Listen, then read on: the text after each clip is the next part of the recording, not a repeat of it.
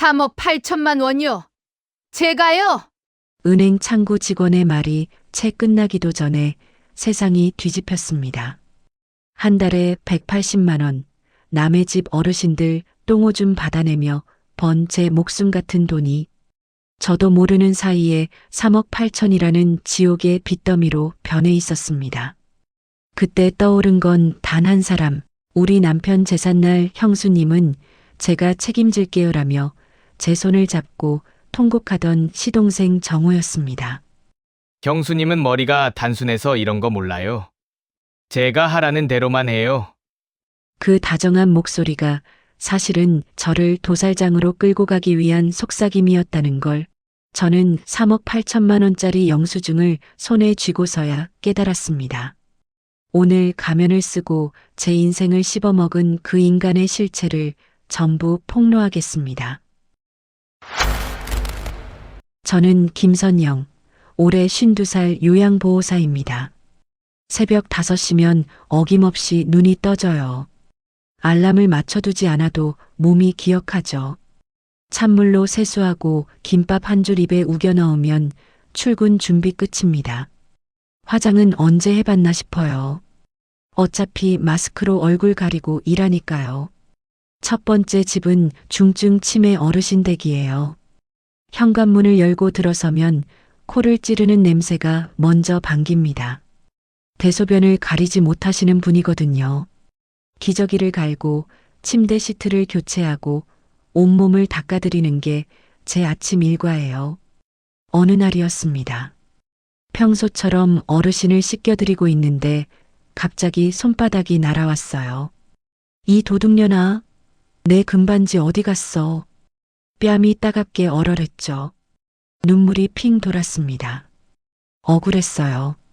저는 어르신 집에서 핀 하나 가져간 적 없는 사람이거든요. 하지만 화를 낼 수도 항변할 수도 없었습니다. 죄송합니다. 제가 잘못했어요. 고개를 숙이고 사과했어요. 치매 환자에게 따지는 건 의미가 없으니까요. 그래도 가슴속에선 뭔가가 쿡쿡 쑤셔댔습니다. 두 번째 집으로 이동했죠. 이번엔 파킨슨병 환자였어요. 손이 떨려서 밥을 드시지 못하는 분입니다. 제가 숟가락으로 한 입씩 떠먹여 드려야 했죠. 아이고, 답답해 죽겠네. 빨리빨리 좀 해. 보호자 딸이 옆에서 혀를 찼습니다. 제가 천천히 먹이는 게 답답했나 봐요. 하지만 어르신이 살해될까봐 조심스럽게 할 수밖에 없었어요. 네, 알겠습니다. 조심해서 드리겠습니다. 또 고개를 숙였습니다. 하루에 몇 번이나 고개를 숙이는지 모르겠어요. 점심시간은 따로 없었습니다. 어르신들 식사를 다 챙긴 뒤에야 편의점 삼각김밥 하나 입에 넣을 수 있었죠. 벤치에 앉아 김밥을 씹는데 문득 이런 생각이 들었어요. 나는 대체 뭘 하고 있는 걸까? 남들에게 무시당하며 하루를 보내고 한 달에 180만 원을 받는 제 인생이 너무 초라하게 느껴졌습니다. 남편이 살아있을 땐 그래도 집에 돌아가면 따뜻한 밥이 기다리고 있었어요. 누군가 오늘 힘들었지? 라고 물어봐주는 사람이 있었죠. 하지만 지금은 아무도 없습니다. 빈집에 들어서면 냉장고 돌아가는 소리만 덩그러니 들릴 뿐이에요. 오후엔 세 번째, 네 번째 집을 돌았습니다. 몸을 움직일 수 없는 와상 환자를 돌보고 휠체어를 밀어 산책을 시켜드렸죠. 허리가 끊어질 것처럼 아팠지만 내색할 수 없었어요. 선생님, 제 엄마 좀 잘 챙겨주세요. 우리가 돈 주고 부탁하는 거잖아요. 보호자가 으름장을 놓듯 말했습니다. 돈 주고 부탁한다는 말이 가슴에 비수처럼 꽂혔어요. 저도 사람인데 마치 돈으로 산 물건처럼 취급당하는 기분이었습니다. 네, 최선을 다하겠습니다. 또 고개를 숙였죠. 세상은 저를 참을성 많은 사람이라 부르지만 사실 저는 기댈 곳이 없어 참는 법만 배운 바보였습니다. 저녁 6시 마지막 집에서 나왔을 때는 온몸이 천근만근이었어요. 버스 정류장까지 걸어가는데 다리가 후들후들 떨렸습니다. 버스 안에서 눈을 감았죠. 그런데 잠이 오지 않았어요. 머릿속엔 온통 오늘 받은 수모들만 맴돌았습니다. 뺨을 맞고도 사과해야 하는 나. 밥을 천천히 먹인다고 핀잔 듣는 나. 돈으로 산 물건 취급당하는 나. 이게 제 인생의 전부였습니다. 남편을 보낸 뒤 3년 저는 이렇게 하루하루를 버텨왔어요. 누군가에게 기대고 싶었지만 기댈 곳이 없었죠. 집에 도착해 현관문을 열었습니다. 어둠 속에 덩그러니 놓인 신발장, 아무 소리도 나지 않는 거실. 그 고요함이 저를 질식시킬 것 같았어요. 그때였습니다. 핸드폰이 울렸죠. 형수님, 저 정호예요. 괜찮으세요? 오늘 힘드셨죠? 정호였습니다. 남편의 사촌 동생인 정호는 제게 유일한 숨구멍이었어요. 혼자 된 저를 챙겨주는 사람은 세상에 정호밖에 없었으니까요. 정호야, 괜찮아. 오늘도 그냥 그랬어. 목소리가 떨렸습니다. 눈물이 터질 것 같았어요. 형수님, 제가 내일 들를게요. 형광등 갈아드리고 서류 정리도 좀 해드릴게요. 그 말 한마디에 가슴이 따뜻해졌습니다. 세상에서 저를 사람 취급해주는 사람이 있다는 게 그 사실만으로도 위안이 됐어요. 하지만 저는 몰랐습니다. 그 지독한 외로움이 저를 지옥으로 끌고 갈 줄은 정말 몰랐어요. 다음 날 저녁 정호가 왔습니다. 현관문을 열자 환한 미소를 지으며 손을 흔들더군요. 한 손엔 형광등 2개가 들려 있었고 다른 손엔 편의점 도시락 봉지가 있었어요. 형수님, 저녁 드셨어요? 제가 김밥이랑 떡볶이 좀 샀어요. 정호는 들어오자마자 신발을 벗고 거실로 향했습니다. 익숙한 동작이었죠. 의자를 가져와 형광등을 갈기 시작했어요. 형수님, 이거 완전히 나갔네요. 위험하게 왜 그냥 두세요? 넘어지시면 어쩌려고요. 미안해. 내가 와줄 줄 알고 그냥 뒀어. 아이고, 형수님은 정말. 정호가 웃으며 형광등을 갈았습니다. 새 형광등에 불이 들어오자 거실이 환해졌어요. 어둠 속에서 지내던 제 마음도 함께 환해지는 것 같았죠. 형광등을 갈고 나니 정호가 부엌으로 갔습니다. 싱크대 아래 수도관을 확인하더니 공구를 꺼냈어요. 형수님, 여기 물 새는 거 아직도 안 고쳤어요? 제가 말했잖아요. 그게 돈이 좀 들 것 같아서. 에이, 이런 거 기사 부르면 몇만 원씩 해요. 제가 그냥 해드릴게요. 정호는 능숙하게 수도관을 고쳤습니다. 물이 새던 부분을 꽉 조이고 새 패킹까지 갈아줬죠. 그 모습을 보며 저는 속으로 생각했어요. 정호가 없었으면 나 혼자 어떻게 살았을까. 일을 마친 정호가 손을 씻고 나와 거실 탁자에 도시락을 펼쳤습니다. 자, 형수님. 같이 먹어요. 혼자 드시면 맛없잖아요. 김밥과 떡볶이를 같이 먹었어요. 정호가 있으니 음식이 더 맛있게 느껴졌습니다. 혼자 먹을 땐 그저 배를 채우는 행위였는데 누군가와 함께하니 식사가 식사다웠죠. 형수님, 밖에서 고생 많으시죠? 오늘은 어땠어요?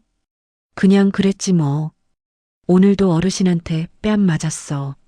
정호가 고개를 저으며 혀를 찼습니다. 형수님, 그렇게 당하고만 있으면 안 되는데. 너무 착하시니까 남들이 우습게 보는 거예요. 치매 환자한테 뭐라고 하겠어. 참아야지. 그래도 형수님, 세상엔 나쁜 사람들이 많아요. 형수님처럼 착한 사람은 조심해야 해요. 정호의 말에 고개를 끄덕였습니다. 정호는 저를 걱정해 주는 거겠죠. 그렇게 생각했어요. 식사를 마치고 정호가 서류 가방을 꺼냈습니다. 형수님, 보험 서류 좀 볼게요. 이번 달에 갱신해야 하는 게 있을 거예요. 응, 고마워. 나는 그런 거 봐도 하나도 모르겠더라. 형수님은 세상 물정 모르시니까요. 제가 없으면 큰일 날 뻔했어요. 정우가 웃으며 말했지만 그 말이 묘하게 가슴에 걸렸습니다. 세상 물정 모른다. 정우가 자주 하는 말이었어요. 처음엔 농담인 줄 알았는데 점점 그 말이 무겁게 느껴지기 시작했죠. 정우는 서류를 꼼꼼히 살펴봤습니다. 보험 증서, 통장, 인감 증명서까지 하나하나 확인했어요. 저는 옆에서 그저 바라만 봤죠. 형수님, 이거 정리 좀 제대로 해두세요. 중요한 서류가 이렇게 아무렇게나 놓여 있으면 안 돼요. 그래, 미안해. 내가 좀 어수룩해서. 에이, 형수님. 어수룩한 정도가 아니라 완전히 세상 물정을 모르시는 거예요. 형수님 곁에 나라도 없으면 어쩔 뻔했어요? 또 그 말이었습니다. 나라도 없으면. 정우는 늘 자신이 제 옆에 있어서 다행이라는 식으로 말했어요. 처음엔 고마운 말인 줄 알았습니다.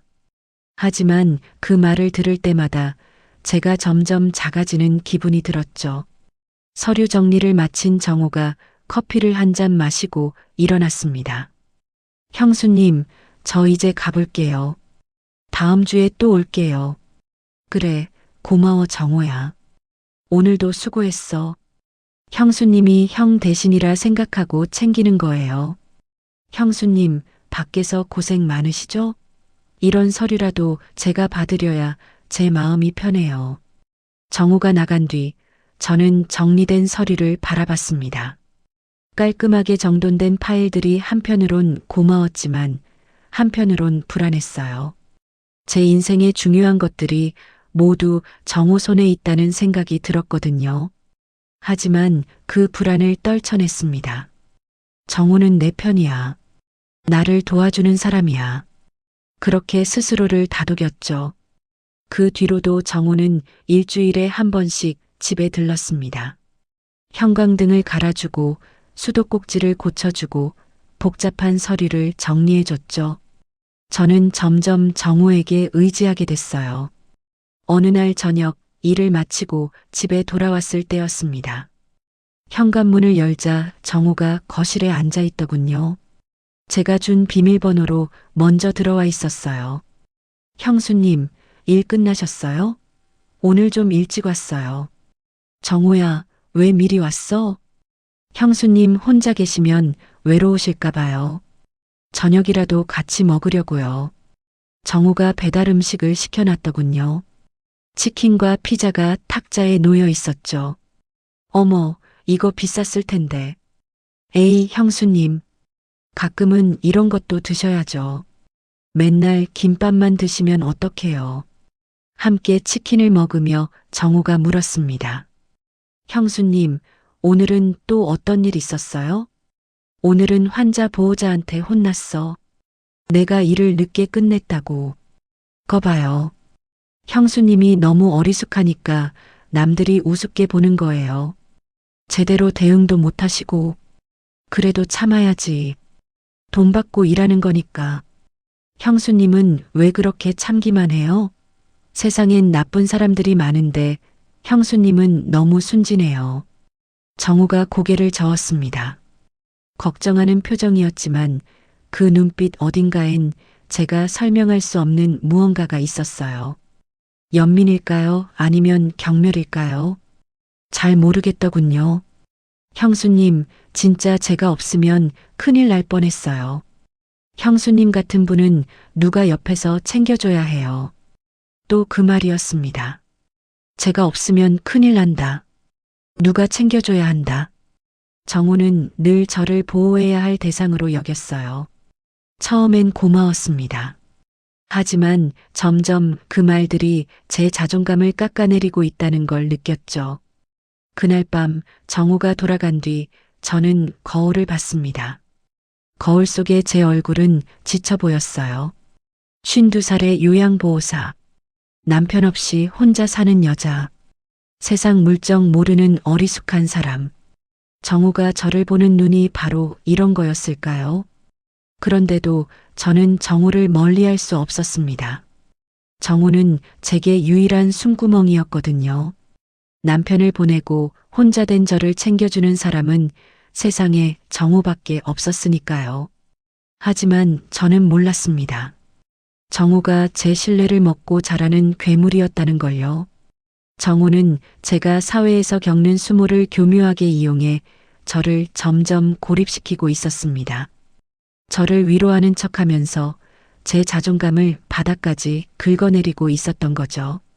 정우가 제 삶에 깊숙이 들어온 지 석 달쯤 지났을 때였습니다. 낮에는 환자들에게 무시당하고 돌아오면 저녁엔 정우의 은근한 비웃음이 기다리고 있었어요. 처음엔 몰랐습니다. 정우가 저를 위로하는 건지 아니면 깎아내리는 건지 분간이 안 됐거든요.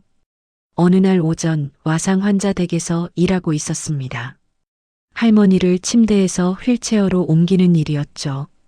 할머니 몸무게가 60kg가 넘었어요. 제가 아무리 힘을 줘도 쉽게 옮길 수가 없었습니다. 아이고, 답답해. 이것도 못해? 보호자 아들이 옆에서 혀를 찼어요. 그러더니 핸드폰으로 영상을 찍기 시작했습니다. 선생님, 제대로 좀 해주세요.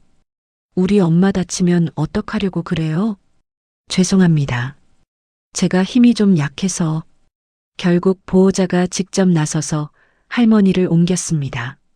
저는 옆에서 지켜만 봤죠. 무능력한 사람이 된 것 같아 얼굴이 화끈거렸어요. 일을 마치고 나오는데 보호자가 말했습니다. 선생님, 다음 달부터는 다른 분으로 교체 부탁드릴게요. 우리 엄마한테는 좀 더 힘 있는 분이 필요할 것 같아서요. 가슴이 철렁 내려앉았습니다. 일자리를 잃는다는 건 수입이 줄어든다는 뜻이었어요.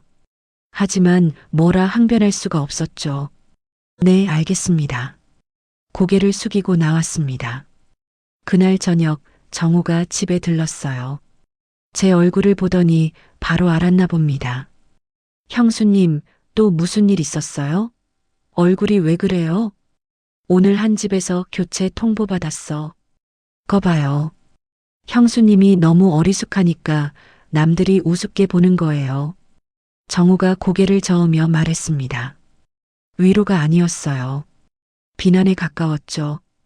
형수님은 일도 제대로 못하시면서 왜 그렇게 착하기만 해요? 좀 똑 부러지게 행동하셔야죠.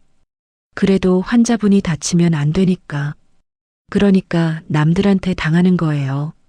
세상 물정 모르는 형수님 곁에 나라도 없으면 어쩔 뻔했어요?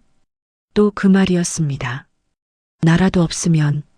정우는 제가 힘들 때마다 이 말을 했어요. 저를 위로하는 척하면서 동시에 제가 정우 없이는 아무것도 할 수 없다는 걸 각인시켰죠. 형수님, 제가 다른 일자리 알아볼게요. 형수님은 그런 것도 못하시잖아요. 고마워, 정우야. 저는 정말로 고마웠습니다. 그때만 해도 정우가 절 도와주고 있다고 믿었거든요. 며칠 뒤 정우가 새 일자리를 알아왔어요. 한 달에 20만 원 더 주는 곳이었습니다. 형수님, 여기 괜찮을 것 같아요. 제가 직접 알아봤어요. 정말? 고마워. 내가 없었으면 어떡할 뻔했어. 그러니까요. 형수님은 저 같은 사람이 옆에 있어야 해요. 정우가 웃으며 말했지만 그 웃음 뒤에 뭔가 차가운 게 있었어요. 저는 그걸 눈치채지 못했습니다.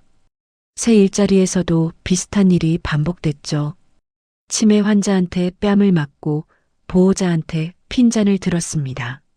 저녁에 집에 돌아오면 정우가 기다리고 있었어요. 형수님, 오늘 또 뺨 맞았어요? 응, 환자분이 착각하셔서. 거 봐요. 형수님이 너무 만만해 보이니까 그런 거예요. 말투도 좀 바꾸고 행동도 좀 당당하게 하셔야 해요. 나는 원래 이렇게 사는데. 그러니까 남들한테 깔 보이는 거죠. 형수님, 세상은 착한 사람한테 더 가혹해요. 그것도 모르세요? 정우의 말은 늘 이랬습니다. 저를 걱정하는 척하면서 동시에 제가 부족한 사람이라는 걸 계속 주입시켰어요. 어느 순간 저는 정말로 그렇게 믿게 됐습니다. 나는 세상 물정 모르는 바보구나. 정우 없으면 아무것도 못하는 사람이구나. 그렇게 생각하게 된 거죠. 어느 날 저녁 정우가 평소보다 늦게 왔습니다. 술 냄새가 났어요. 형수님, 오늘 회사에서 힘든 일 있었어요. 무슨 일인데? 상사한테 혼났어요. 제가 잘못한 것도 없는데 말이에요. 이 세상은 정말 불공평해요. 정우가 소파에 털썩 앉으며 한숨을 쉬었습니다. 저는 옆에 앉아 정우를 위로했어요. 힘들었겠다. 괜찮아? 형수님, 저도 힘들어요. 형수님만 힘든 게 아니에요. 정우가 저를 똑바로 쳐다봤습니다. 그 눈빛이 묘하게 날카로웠어요. 형수님은 저를 당연하게 생각하시는 것 같아요. 제가 형수님 챙겨드리는 게 당연한 줄 아시죠? 아니야, 정우야. 나는 항상 고마워하고 있어. 말로만 고마워하시면 뭐해요. 형수님, 저도 사람이에요. 저도 힘들다고요. 그날 처음으로 정우가 제게 짜증을 냈습니다. 저는 당황했어요. 정우를 화나게 한 게 죄송스러웠죠. 미안해, 정우야. 내가 생각이 짧았어. 아니에요. 형수님 잘못 아니에요. 제가 오늘 기분이 안 좋아서 그래요. 정우가 한숨을 쉬며 일어났습니다. 그러더니 서류 가방을 챙겼어요. 형수님, 저 이제 갈게요. 다음 주에 봬요. 그래, 조심히 가. 정우가 나간 뒤 저는 소파에 앉아 생각에 잠겼습니다. 정우도 힘들구나. 정우도 사람인데 내가 너무 의지만 하고 있었나 봐. 그런 생각이 들었어요. 그 뒤로 저는 정우에게 더 조심스러워졌습니다. 정우 기분을 상하게 하면 안 된다는 생각이 들었거든요. 정우가 저를 떠나면 제 곁엔 아무도 남지 않을 테니까요. 낮에는 환자들에게 무시당하고 저녁에는 정우의 눈치를 받습니다. 저는 점점 작아지고 있었어요. 제 자존감은 바닥까지 떨어졌죠. 어느 순간 저는 나는 정우 없으면 아무것도 못하는 바보구나라고 믿게 됐습니다. 정우는 제 눈과 귀를 가리고 오직 자기만 바라보게 만드는 가스라이팅의 명수였던 겁니다. 하지만 저는 그걸 몰랐어요. 정우가 저를 조종하고 있다는 걸, 저를 고립시키고 있다는 걸 전혀 눈치채지 못했습니다. 밤마다 천장을 바라보며 생각했어요. 나는 왜 이렇게 살까? 나는 왜 이렇게 무능할까? 스스로를 자책했습니다. 정우가 제게 심어놓은 생각들이었죠.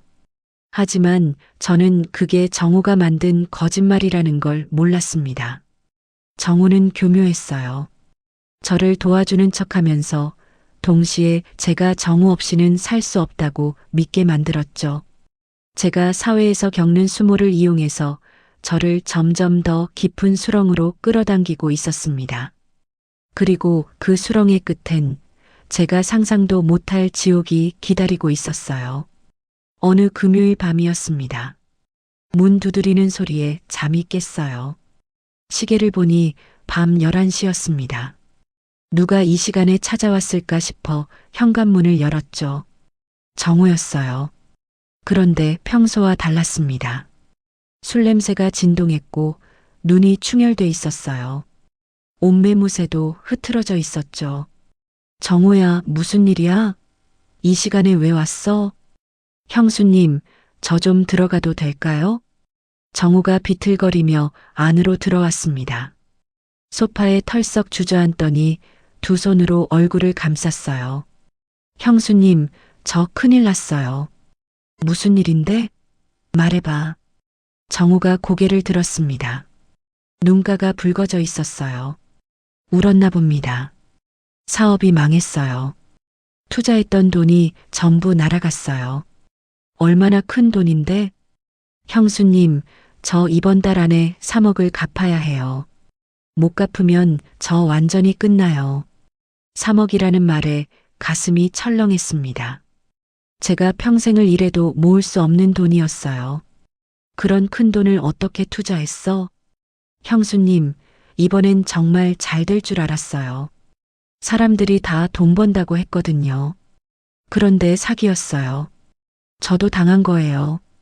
정우가 무릎을 꿇었습니다. 갑작스러운 행동에 저는 깜짝 놀랐죠. 형수님, 제발 도와주세요. 형수님 명의만 잠깐 빌려주세요. 이번만 넘기면 우리 둘 다 고생 끝이에요. 명예? 무슨 명예? 보증 서류요. 형수님 명의로 보증만 서주시면 제가 대출받을 수 있어요. 딱 한 달만이요. 한 달 안에 제가 다 해결할게요. 제 머릿속이 하얘졌습니다. 보증이요? 제가 무슨 보증을 서요? 저는 한 달에 200만 원도 못 버는 요양보호사인데요. 정우야, 그건 안 돼. 나는 그런 거 잘 모르고 돈도 없어. 제가 거절하자 정우의 표정이 급격히 굳어졌어요. 그러더니 갑자기 울음을 터뜨렸습니다. 형수님, 저 정말 죽을 것 같아요. 이번에 못 갚으면 저 진짜 끝이에요. 저한테 형수님밖에 없어요. 정우가 바닥에 엎드려 흐느꼈습니다. 저는 당황해서 어쩔 줄 몰랐어요. 정우가 이렇게 무너지는 모습은 처음 봤거든요. 정우야, 진정해. 일단 진정하고 얘기하자. 형수님, 형이 살아있었다면 저를 이렇게 외면했을까요? 정우가 고개를 들며 말했습니다. 남편 얘기가 나오자 제 가슴이 덜컥 내려앉았어요. 형이 마지막에 저한테 그랬어요. 우리 선영이 모자란 구석 많으니 내가 평생 챙겨라라고요. 그 말에 숨이 막혔습니다. 남편이 정말 그런 말을 했을까요? 아니에요. 남편은 그런 말 한 적 없었어요. 하지만 정우는 확신에 찬 목소리로 말했죠. 형이 저한테 형수님을 부탁했어요. 그래서 제가 지금까지 형수님 챙겨드린 거예요. 형광등도 갈아드리고 서류도 정리해드리고 일자리도 알아봐드렸잖아요. 정우의 말이 칼처럼 제 마음을 찔렀습니다. 그동안 정우가 베푼 친절들이 주마등처럼 스쳐 지나갔어요. 근데 이제 와서 형수님은 저를 외면하시는 거예요? 제가 힘들 때는 모른 척 하시는 거예요? 그게 아니라, 형수님, 형이 저한테 부탁했어요. 형수님을 평생 챙기라고요. 근데 지금 제가 죽을 지경인데 형수님은 저를 못 도와주시는 거예요? 정우가 제 손을 잡았습니다. 그 손이 차갑게 떨리고 있었어요. 형수님, 딱 한 달만이요. 한 달만 명예 빌려주세요. 제가 사업만 정리하면 바로 갚을게요. 형수님한테 피해 안 가게 제가 다 처리할게요. 죽은 남편의 이름을 판 그 비열한 거짓말에 제 이성은 완전히 무너졌습니다. 남편이 정우에게 저를 부탁했다고요? 평생 챙기라고 했다고요? 머릿속이 복잡했어요. 정말일까요? 아니면 거짓말일까요? 하지만 정우가 이렇게까지 절박하게 매달리는데 의심할 수가 없었습니다. 정우야, 정말 한 달이면 되는 거야? 네, 형수님. 정말이에요. 한 달 안에 제가 다 해결할게요. 형수님한테 절대 피해 안 가게 할게요. 보증서면 내가 책임져야 하는 거 아니야? 형수님, 형식적인 거예요. 그냥 서류에 도장만 찍으시면 돼요. 실제로 형수님이 돈 갚으실 일은 없어요. 제가 다 처리할게요. 정우가 가방에서 서류를 꺼냈습니다. 미리 준비해 온 거였어요. 보증 서류와 인감증명서 발급 동의서가 있었죠. 형수님, 여기 도장만 찍어주세요. 딱 한 달만이요. 제 손이 떨렸습니다. 도장을 찍어야 할까요? 말아야 할까요? 머릿속이 하얘졌어요. 그때 정우가 다시 말했습니다. 형수님, 형이 저를 형수님한테 부탁했어요. 그런데 지금 형수님이 저를 외면하시면 형한테 뭐라고 얘기해요? 남편 얘기가 또 나왔습니다. 하늘에 있는 남편이 저를 내려다보고 있을 것 같았어요. 남편의 마지막 부탁을 저버릴 수는 없었습니다. 알았어, 정호야. 내가 도와줄게. 저는 홀린 듯 보증 서류에 도장을 찍고 말았습니다. 정호가 환하게 웃으며 제 손을 잡았어요. 형수님, 고맙습니다. 정말 고맙습니다. 한 달 안에 꼭 해결할게요. 형수님한테 절대 피해 안 드릴게요. 정호가 서류를 챙겨 가방에 넣었습니다. 그러더니 일어서서 현관으로 향했어요. 형수님, 저 이제 가볼게요. 내일 은행 가서 바로 처리할게요. 조심히 가. 정호가 나간 뒤 저는 소파에 앉아 멍하니 있었습니다. 방금 제가 뭘 한 걸까요? 보증을 섰어요. 3억이라는 돈의 보증을요. 가슴이 답답했습니다. 뭔가 잘못된 것 같았지만 정확히 뭐가 잘못됐는지 알 수 없었어요. 정호가 남편의 부탁을 받았다는데 제가 도와주는 게 당연한 거 아닌가요? 하지만 불안했습니다. 왜일까요? 왜 이렇게 불안할까요? 그날 밤 잠을 이룰 수 없었어요. 천장을 바라보며 정호의 말을 되새겼습니다. 형이 형수님을 평생 챙기라고 했어요. 정말 그랬을까요? 남편이 정말 그런 말을 했을까요? 아니에요. 남편은 그런 말 한 적 없었어요. 남편이 돌아가실 때 정호는 병실에 없었거든요. 마지막 순간엔 저만 있었어요. 하지만 이미 도장을 찍어버렸습니다. 돌이킬 수 없었죠. 저는 그날 밤 처음으로 깨달았습니다. 제가 끔찍한 실수를 했다는 걸요. 하지만 아직 몰랐어요. 그게 얼마나 끔찍한 결과를 가져올지는요. 일주일이 지났습니다. 정호에게서 아무 연락이 없었어요. 평소 같았으면 이틀에 한 번은 전화가 왔는데 일주일 동안 감쪽같이 사라진 거죠. 불안했습니다. 혹시 무슨 일이라도 생긴 걸까요? 열흘째 되던 날 모르는 번호로 전화가 걸려왔습니다. 김선영 고객님이십니까? 낯선 남자 목소리였어요. 네, 그런데요. 저희 대부업체인데요. 고객님 명의로 대출 받으신 거 연체되셨는데 언제 입금하실 건가요? 대출이요? 연체요? 저는 대출 받은 적이 없는데요. 죄송한데 제가 대출 받은 게 없는데요. 잘못 거신 거 아닌가요? 고객님 명의로 3천만 원 대출 실행됐는데요. 이번 달 15일까지 190만 원 입금하셔야 합니다. 가슴이 철렁 내려앉았어요. 3천만 원이요?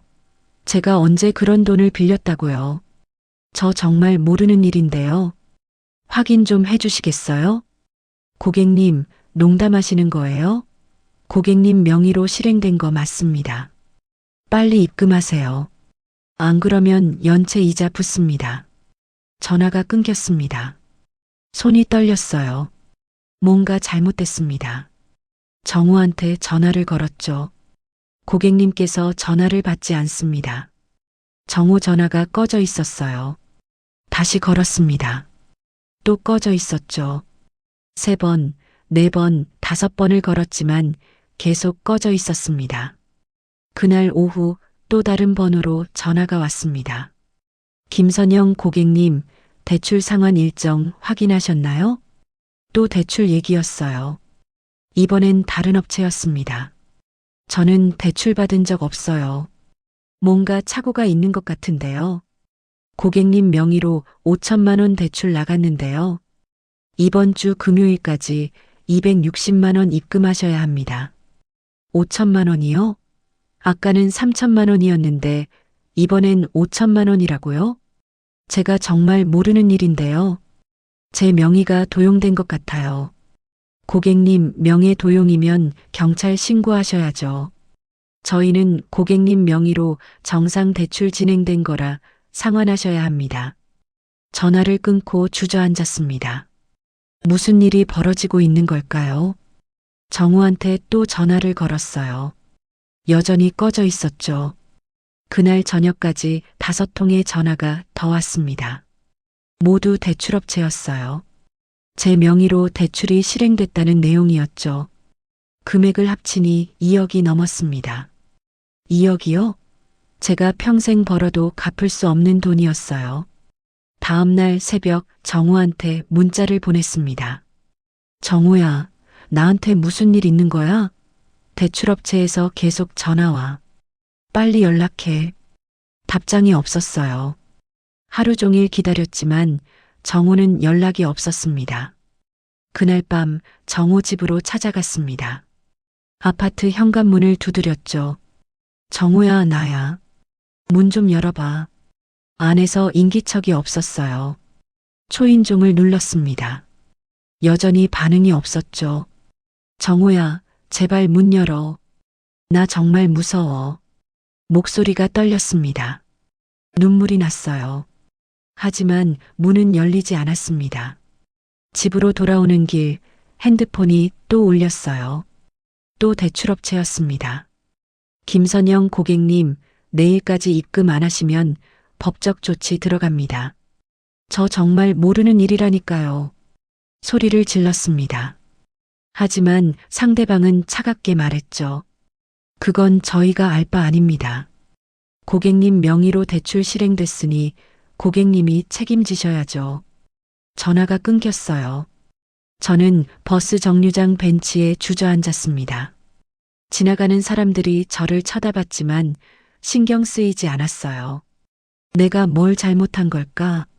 정우를 믿은 게 잘못이었나? 머릿속이 복잡했습니다. 정우가 저를 속인 걸까요? 아니에요. 그럴 리 없어요. 정우는 지금까지 저를 도와준 사람이잖아요. 하지만 계속되는 독촉 전화가 그 믿음을 흔들었습니다. 사흘째 되던 날 드디어 정우한테서 전화가 왔습니다. 형수님, 저 정우예요. 정우야, 지금 어디야? 무슨 일이야? 대출업체에서 계속 전화 오는데 목소리가 떨렸어요. 울음이 터질 것 같았죠. 형수님, 또 예민하게 구네. 전산 오류라니까요? 정우가 짜증 섞인 목소리로 말했습니다. 평소와 달랐어요. 전산 오류? 정우야, 이게 장난이야? 업체가 5곳이나 돼. 금액이 2억이 넘는다고. 형수님, 제가 처리할게요. 왜 그렇게 의심을 해요? 의심이 아니라 무서워서 그래. 나 정말 무서워. 형수님이 뭘 안다고 의심을 해요? 제가 형수님한테 지금까지 뭘 해줬는데 이렇게 의심을 하세요? 정우가 큰 소리를 쳤습니다. 처음 듣는 목소리였어요. 차갑고 날카로웠죠. 정우야. 형수님, 저도 바쁘니까 나중에 얘기해요. 전화가 끊어졌습니다. 저는 핸드폰을 들고 멍하니 서 있었어요. 평소 같았으면 정우의 말에 고개를 끄덕이며 사과했을 겁니다. 제가 예민한 거라고, 제가 의심해서 미안하다고 말했겠죠. 하지만 그날은 달랐습니다. 정우의 목소리에서 느껴진 그 차가움이 제 안에 있던 무언가를 깨웠어요. 밖에서 환자들에게 무시당할 때 느끼던 그 비참한 촉이 되살아났거든요. 아, 이 사람도 나를 사람으로 보지 않는구나. 그 서늘한 확신이 온몸을 휘감았습니다. 정우가 저를 도와준 게 아니었어요. 정우는 저를 이용한 거였습니다. 형광등을 갈아주고 서류를 정리해주고 일자리를 알아봐 준 건 모두 제 신뢰를 얻기 위한 미끼였던 거죠. 그리고 마침내 정우는 저를 낚아챘습니다. 보증 서류에 도장을 찍게 만들었어요. 제 명의로 거액의 대출을 받았고요. 손이 떨렸습니다. 분노가 치밀어 올랐어요. 하지만 동시에 두려웠습니다. 이제 어떻게 해야 할까요? 다음 날 아침 저는 은행으로 향했습니다. 정확히 알아야 했어요. 제 명의로 얼마나 많은 돈이 빠져나갔는지요. 은행 문을 열고 들어섰습니다. 번호표를 뽑았어요. 74번이었죠. 의자에 앉아 제 차례를 기다렸습니다. 가슴이 두근거렸어요. 무서웠습니다. 곧 제 인생이 어떻게 됐는지 알게 될 테니까요. 드디어 제 번호가 불렸습니다. 창구로 다가가 떨리는 목소리로 말했어요. 제 명의로 나간 대출 내역 좀 확인하고 싶은데요. 직원이 컴퓨터를 두드렸습니다. 잠시 후 직원의 얼굴이 굳어졌어요. 김선영 고객님, 이미 3억 8천만 원 보증이 실행됐습니다. 이건 취소가 안 됩니다. 그 순간 세상이 무너져 내렸습니다. 은행에서 나왔을 때 다리에 힘이 풀렸습니다. 3억 8천만 원이요. 제가 평생을 일해도 갚을 수 없는 돈이었어요. 월급 200만 원으로 3억 8천을 갚으려면 몇 년이 걸릴까요? 계산할 엄두조차 나지 않았죠. 버스 정류장 벤치에 주저앉았습니다. 지나가는 사람들이 저를 스쳐 지나갔어요. 모두들 자기 일상을 살아가고 있었죠. 하지만 제 세상은 방금 전 완전히 무너져 내렸습니다. 핸드폰을 꺼냈어요. 정우한테 전화를 걸었습니다. 여전히 꺼져 있었죠. 문자를 보냈습니다. 정우야, 은행 다녀왔어. 3억 8천이라고 하더라. 이게 무슨 일이야? 당장 연락해. 답장이 없었어요. 1시간을 기다렸지만 아무 반응이 없었습니다. 집으로 돌아왔습니다. 현관문을 열고 들어서는데 거실에 정우 가방이 놓여 있더군요. 서류 가방이었어요.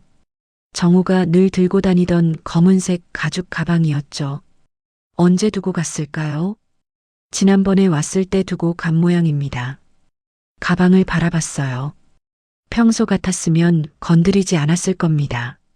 남의 물건을 함부로 뒤지는 건 예의가 아니니까요. 하지만 그날은 달랐습니다.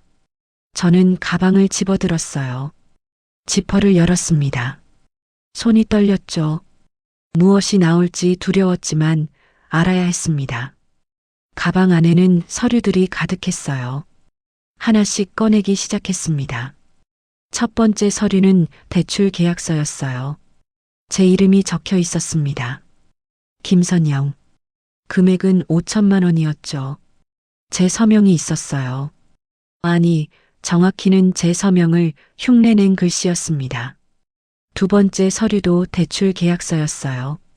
이번엔 8천만 원이었습니다. 또 제 이름이 적혀 있었죠. 세 번째, 네 번째, 다섯 번째. 서류를 꺼낼 때마다 숨이 막혔습니다. 모두 제 명의로 된 대출 계약서였어요. 그리고 작은 봉투 하나가 나왔습니다. 안을 열어보니 인감도장이 들어있더군요. 제 인감도장이었어요. 이게 왜 여기 있지? 제 인감도장은 집 서랍에 보관하고 있었습니다. 아니, 그렇게 알고 있었어요. 정우가 언제 가져간 걸까요? 손이 떨렸습니다. 가방을 더 뒤졌어요. 소득 증빙 서류가 나왔습니다. 제 이름으로 된 재직 증명서와 급여 명세서였어요. 그런데 이상했습니다. 제가 일하는 곳이 아닌 다른 회사 이름이 적혀 있었거든요. 급여도 달랐어요. 월급 400만 원이라고 적혀 있었습니다. 제 실제 월급은 200만 원도 안 되는데요. 위조였습니다. 정우가 제 소득을 부풀려서 서류를 만든 거였어요. 대출을 많이 받기 위해서요. 더 뒤지니 사업자 등록증이 나왔습니다. 회사 이름은 미래종합건설이었어요. 들어본 적 없는 회사였죠. 대표이사 이름란에는 정우 이름이 적혀 있었습니다. 그리고 파산 신청서가 있더군요. 미래종합건설 명의로 파산 신청이 들어가 있었어요. 날짜를 보니 일주일 전이었습니다. 제가 은행에 가기도 전에 정우는 이미 파산 신청을 해둔 거였어요. 가방 맨 밑에서 작은 수첩이 나왔습니다. 정우 필기체로 뭔가가 빼곡히 적혀 있었어요. 첫 장을 펼쳤습니다. 대출 가능명의 리스트라고 적혀 있더군요. 그 아래 이름들이 적혀 있었어요.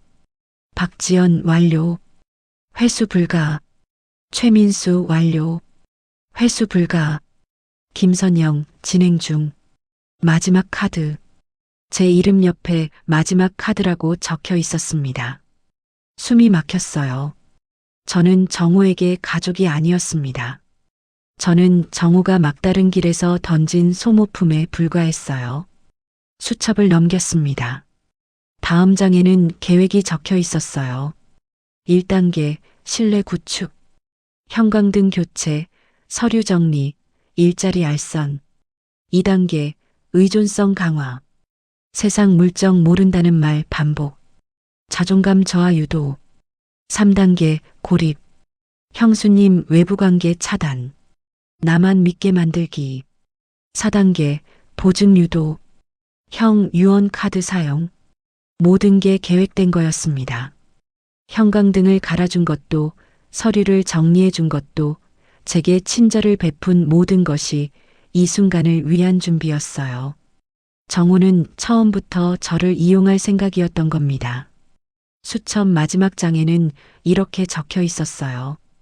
형수님 성격, 착하고 순진함, 의심 없음, 외로움 많음, 완벽한 타깃, 완벽한 타깃이요. 저는 정호에게 도움받는 사람이 아니었어요. 저는 정호가 골라낸 먹잇감이었습니다. 눈물이 났습니다. 분노보다는 허망함이 먼저 왔어요. 제가 믿었던 모든 것이 거짓이었다는 사실이 너무나 비참했습니다. 남편 장례식장에서 가장 크게 울며 제 손을 잡았던 정호. 형수님은 제가 지킬게요라던 그 말. 모두 연기였어요. 남편의 유언 운운하던 입으로 제 인생을 씹어먹고 있었던 겁니다. 서류를 다시 가방에 넣었습니다. 손이 떨렸지만 정신을 차려야 했어요. 이 서류들이 증거였습니다. 정호를 고발할 수 있는 유일한 증거였죠. 핸드폰을 꺼냈습니다. 경찰서 전화번호를 검색했어요. 손가락이 떨려서 번호를 누르기가 어려웠죠.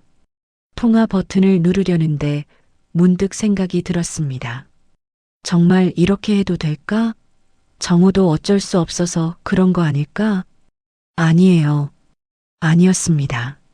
정호는 계획적으로 저를 속였어요. 저만 속인 게 아니었습니다. 수첩에 적힌 다른 이름들, 박지연, 최민수, 이 사람들도 저처럼 당한 거였어요. 더 이상 참을 수 없었습니다.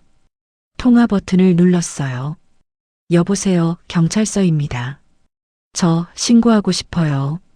사기당했습니다. 목소리가 떨렸지만 또박또박 말했어요.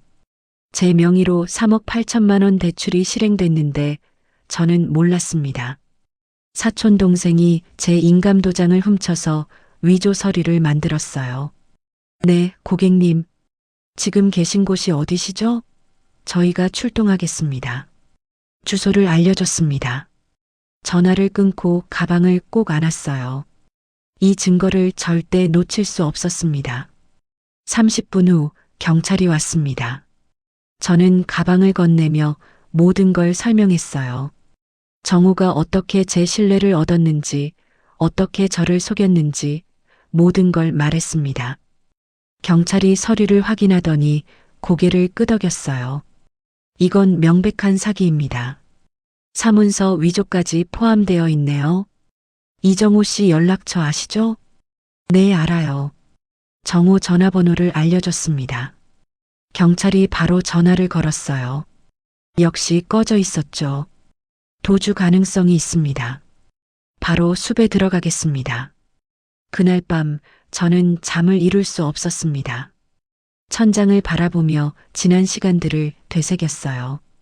정호와 함께했던 모든 순간이 거짓이었다는 사실이 너무나 고통스러웠습니다. 하지만 이제 알았습니다. 저는 도움을 받은 게 아니라 끝까지 순하게 길러진 재물이었다는 거요. 사흘 뒤 경찰에게서 연락이 왔습니다. 김선영님, 이정호 씨 체포했습니다. 면회 오실 수 있으세요? 가슴이 쿵 내려앉았어요. 정호가 잡혔다는 말에 안도감과 동시에 묘한 두려움이 밀려왔습니다. 정호를 마주해야 한다는 사실이 무서웠거든요. 하지만 가야 했어요. 정우 얼굴을 똑바로 보고 말해야 할 것들이 있었습니다. 경찰서 유치장 면회실로 들어갔습니다.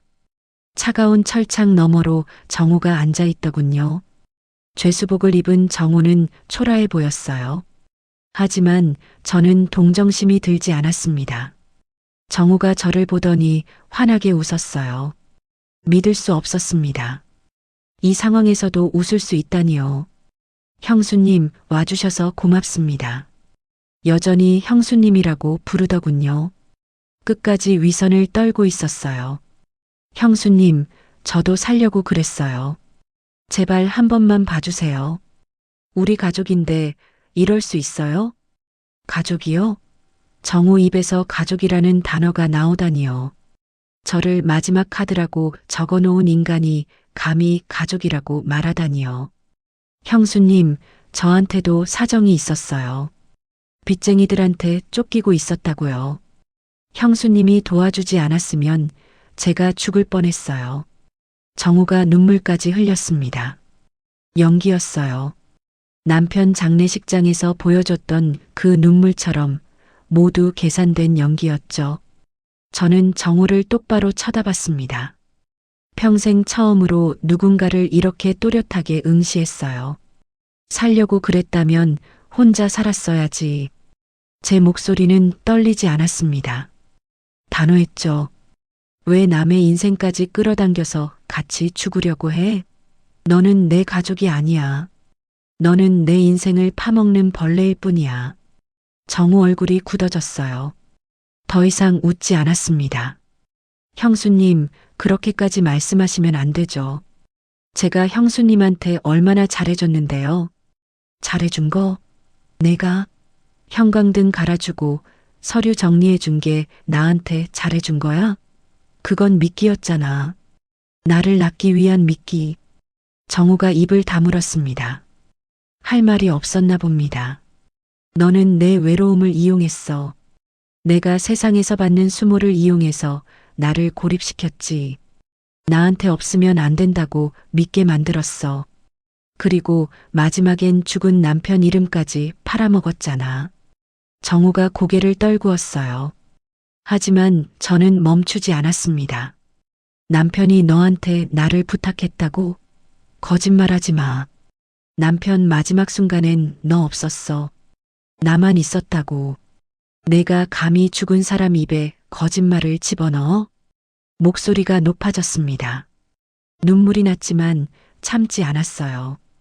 이 눈물은 정우를 위한 게 아니었습니다. 저를 위한 눈물이었죠. 형수님, 형수님이라고 부르지 마.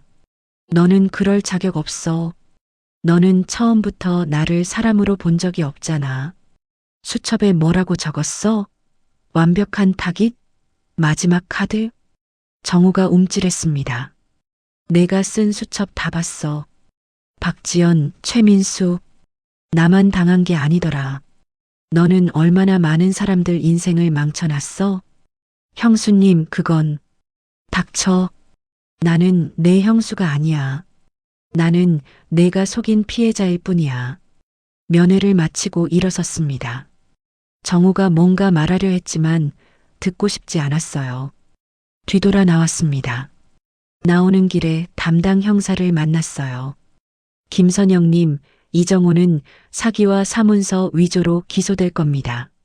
증거가 확실해서 실형 선고될 가능성이 높습니다. 감사합니다. 고개를 숙였습니다. 하지만 마음 한편은 여전히 무거웠어요.